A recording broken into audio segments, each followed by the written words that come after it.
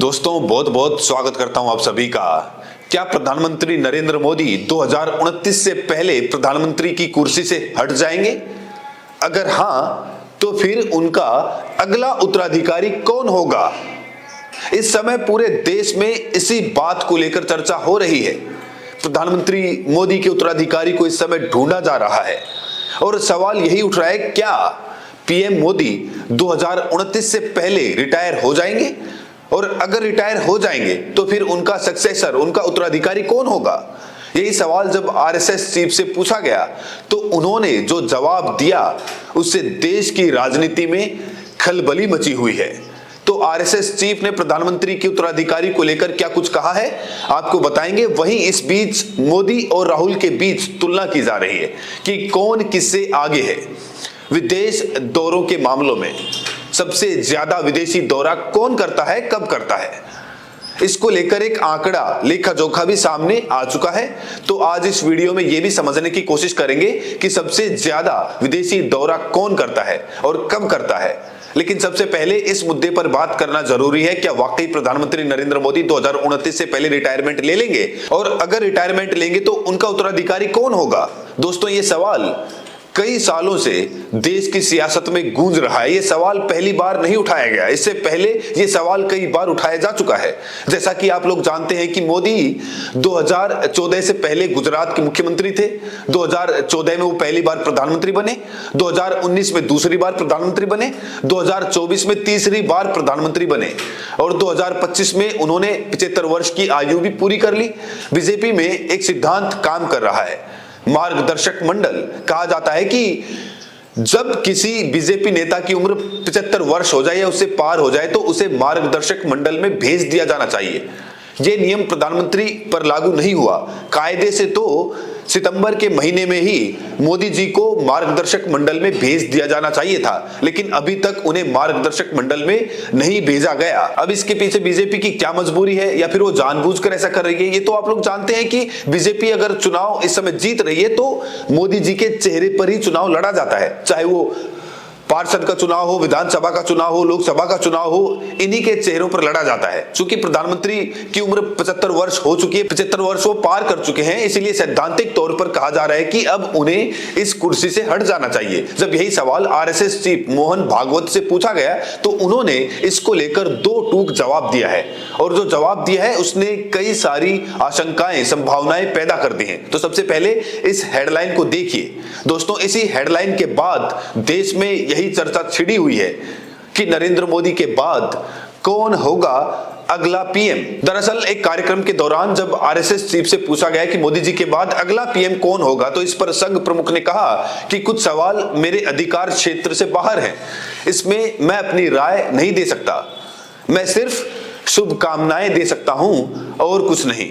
सोचिए, RSS chief ये बात कह रहे हैं, ये कह रहे हैं कि कुछ सवालों का जवाब मैं नहीं दे सकता हूं, मैं सिर्फ शुभकामनाएं दे सकता हूं। अब जब भागवत ने यह कहा कि शुभकामनाएं दे सकता हूं, यहीं से बहुत सारे कयास लगने शुरू हो गए। क्या वाकई 2029 से पहले मोदी जी पीएम की कुर्सी छोड़ देंगे?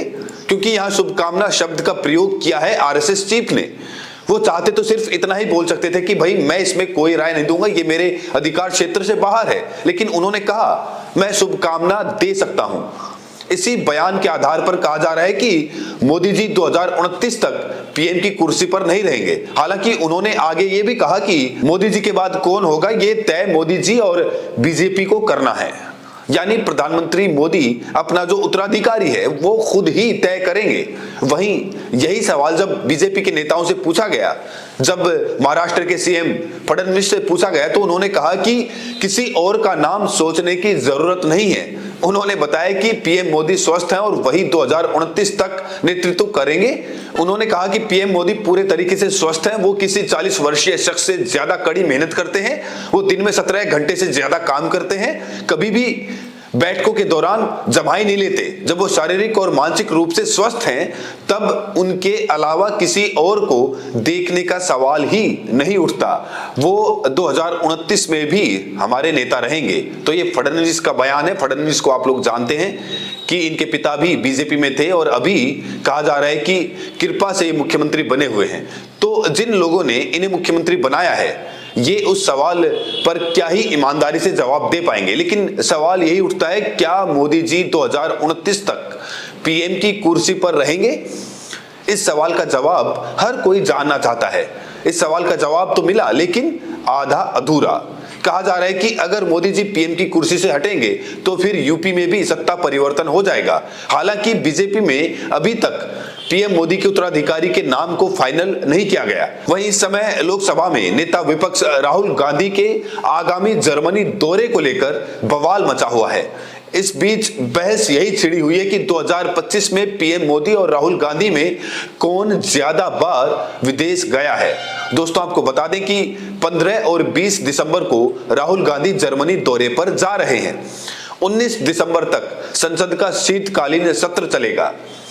तो सत्र के बीच राहुल गांधी, जो कि नेता विपक्ष है, वो विदेश दौरे पर क्यों जा रहे हैं, ये सवाल बीजेपी ने उठाया है। जब बीजेपी ने सवाल ये उठाया कि राहुल गांधी जी अक्सर संसद सत्र के दौरान विदेश दौरे पर चले जाते हैं, तो इसको लेकर पलटवार किया है कांग्रेस की तेज तर्रार प्रवक्ता सुप्रिया श्रीनेत ने। उन्होंने पीएम मोदी के विदेश दौरों का पूरा लेखा जोखा बीजेपी के सामने रख दिया और बता दिया है कि विदेश दौरे के मामले में सबसे आगे कौन है। सुप्रिया श्रीनेत ने अपने एक्स हैंडल पर लिखा कि नरेंद्र मोदी की विदेशी यात्राएं 94 देशों का दौरा।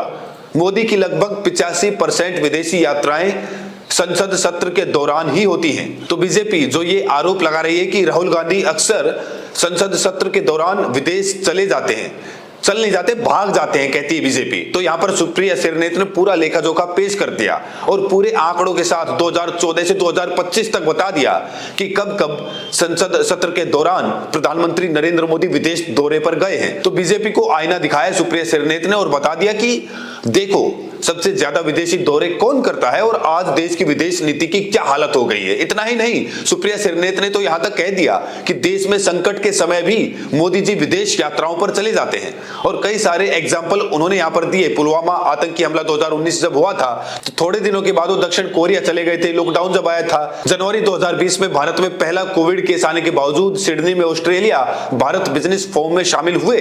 तो यहां सुप्रिया श्रीनेत ये बताने की कोशिश कर रही है कि जब जब संसद सत्र चलता है तब ये विदेश दौरे पर जाते हैं और जब देश में संकट आ जाता है, जब देश संकट की घड़ी में होता है, तब भी ये विदेश चले जाते हैं। और सुप्रिया ने इस संबंध में एक लास्ट एग्जांपल दिया है। जब दिल्ली में आतंकी हमला नवंबर 2025 में हुआ था, तब ये भूटान गए थे वहां के राजा का जन्मदिन मनाने के लिए 11-12 नवंबर को। तो यहां पर कांग्रेस पार्टी ये बता रही है कि विदेशी दौरों के मामलों में पीएम मोदी ही आगे हैं। राहुल गांधी तो कभी कभी विदेश दौरों पर जाते हैं जब उन्हें बुलाया जाता है। बहरहाल दोस्तों, इस वीडियो में इतना ही। मेरा आपसे एक सीधा सा सवाल है कि 2029 से पहले क्या मोदी प्रधानमंत्री की कुर्सी से हट जाएंगे, और हटेंगे तो उनका उत्तराधिकारी कौन होगा? राय जरूर दें और साथ में यही बताएं कि आप ये वीडियो देश के किस कोने से देख रहे हैं। बहुत बहुत शुक्रिया।